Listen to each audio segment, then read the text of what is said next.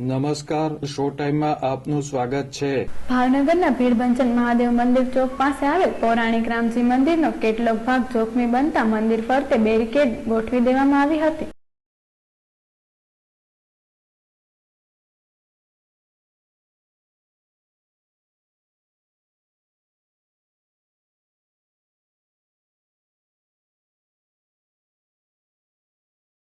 ચોમાસા દરમિયાન જૂની અને જર્જરિત ઇમારતો તૂટી પડવાની ઘટનાઓ બને છે। શહેરના ભીડભંજન મહાદેવ ચોક પાસે આવેલ પૌરાણિક રામજી મંદિરનો કેટલોક ભાગ તૂટી પડે તેવી શક્યતા હોવાથી સાવચેતીના ભાગરૂપે મંદિર ફરતે બેરીકેડ ગોઠવી દેવામાં આવી હતી।